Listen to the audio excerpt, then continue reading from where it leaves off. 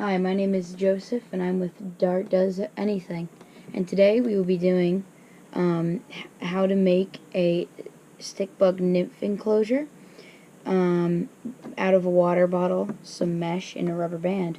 So, step one of making a nymph enclosure is to get a water bottle, drink it, make sure it's empty, and peeling off the label. Do that real quick. Step one is done. Now what we do is you have to cut off, say right about there, and right about there, and try to make it as even and not sharp as possible. Alright. Just take your scissors, poke right down in that hole. May I also add that you can get everything that you need from the dollar store. I know for a fact you can get rubber bands and a bottle of something at the dollar store. And I know you can get these mesh things. It's like a little bag. I know you can get those at the dollar store. How do I know? Because I bought them there. I'll be right back. Alrighty. Now, the next step would be getting your mesh and cutting it to an appropriate size. Obviously, I'm not gonna just throw this mesh over this bottle and call it quits. So what I like to do is, if I have this little zipper thingy, is try to rip it at its seam. Little thing. Use your scissors, it's just much easier normally. Depends on how good your scissors are. I have this little hole here. Little hole. Just rip it. And got that tear. Just go along the seam. Doesn't matter that much. Out of one of these sheets you can make a bunch of these little bottles. So you just cut it. Try to make it, about around that. So then have that. Just cut it like around it. Interestingly enough, the requirements for stick insects is you want to have about 2 times their body length, and 3 times their height. So nymphs, they're not even the size of your pinky. They're probably about like the tip of your pinky. Probably say like half, about that big, depending on the species you have as well. If you have like a jungle nymph, I wanted to say sling, but those are tarantulas. If you have a jungle nymph, then it's about the size of your pinky. They're pretty big because they're one of the biggest stick bugs out there, or stick insects if you want to be super proper. Yeah, depending on the species, depends on the size of the nymph. Also depends on how big the bug itself, fully grown, will be. Another thing that has an important factor is if it's male or not, because if it's male, most likely it's going to be smaller. It's going to look way different as well most of the time. Just so you know, they can identify each other, I guess. They don't live as long either. They live well, it depends on the species. Everything just depends on the species when it comes to these insects. So, I can't really tell you that every single stick insect, male and female, are going to live about the same. Well, females tend to live about a year. They're all about the same, I guess. Tend to be about a year. Oh. So, yeah. Alright, now welcome back. After about 5 minutes of attempting this. Okay, no, it was way more than 5 minutes.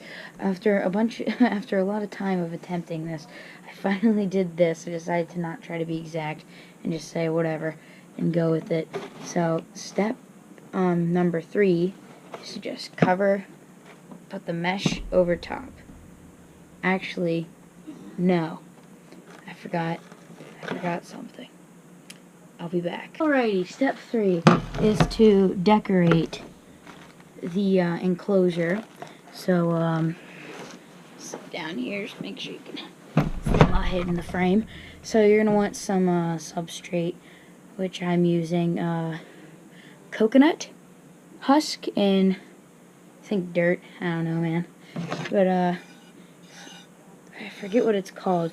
But it's like this dirt. It comes in a big block, and then you get it wet, and then it all just like dissolves.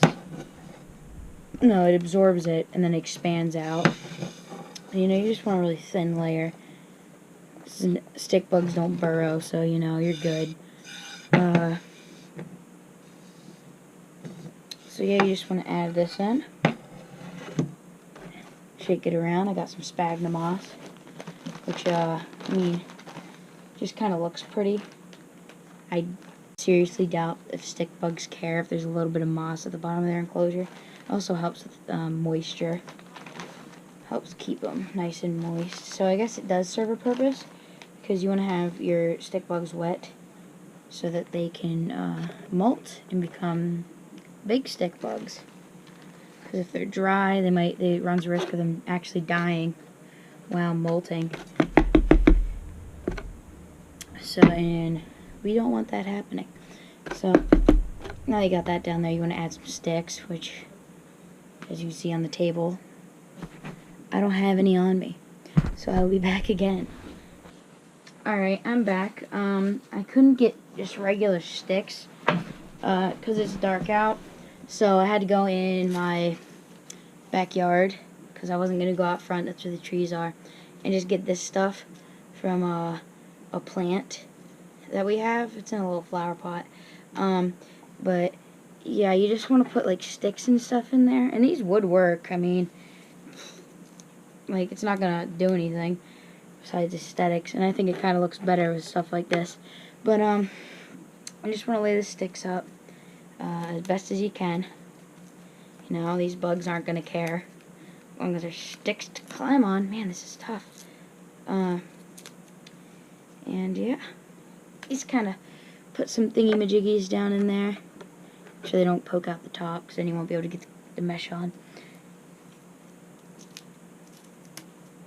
Just put some more down here. And that would be good if you only had a few nymphs. But if you're breeding, you're not really breeding, but if you're hatching like a bunch of eggs from a mama that you have, then you probably would like to make a few of these and have quite a few sticks in each. Yeah, that's about it. Then for food, some things like romaine lettuce, any lettuce really, any leaves, bramble, which is like berry leaves from berry bushes, anything like that.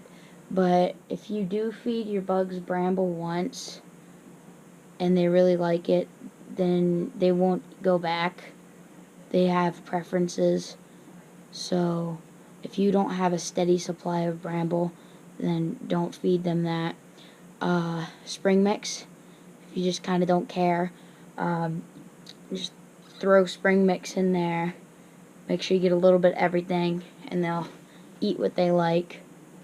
That's just feeding them. So now step 4, clear off the workspace a little. Step 4 would be putting on the mesh. So you know, you just throw it over there. You can clean it up a little bit. Then you take a rubber band. You need a fairly big rubber band. I'll just throw this one on it.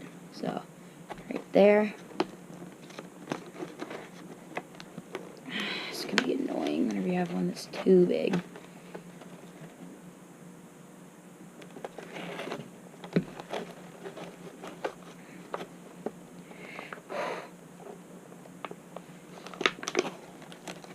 And I think I got it. And we got it. So that's what they look like. Roll up the rubber band a little. Move the mesh. You can always just flip it up whenever you want to see the bugaboos. So you get that much viewing space. That much in case I don't have it on the GoPro. And yeah. You could also, per se, have another rubber band up here that could clamp all the access. So this is pretty cute. You could also do this if you say have a tarantula sling. You could do this exact same thing, although you'd put much more dirt, depending if they're arboreal or not. Forget the other one. I don't even know if I have that right. Basically, if they climb, then this would probably be alright for just a little tiny baby sling. And for ones that like the ground, I wouldn't, just because there's not that much surface area. I'd get something a little bit bigger, but or I just make it deeper, because that would work. But yep, could use it for those too, but I'm gonna use them for stick insect nymphs if I ever get any. Yep. So that's about it for this video. Oh, more care advice, not advice, you have to do this, is you have to mist their little enclosure, like 1 or 2 squirts a day. Well, it depends if it's still wet or not. But, you know, you want to keep it nice and wet in there so that they can, you know, molt easily. That's about it, man. Ladies and gentlemans, thank you for watching. Like, subscribe. If you didn't like anything about this video, then feel free to tell me in the comments below.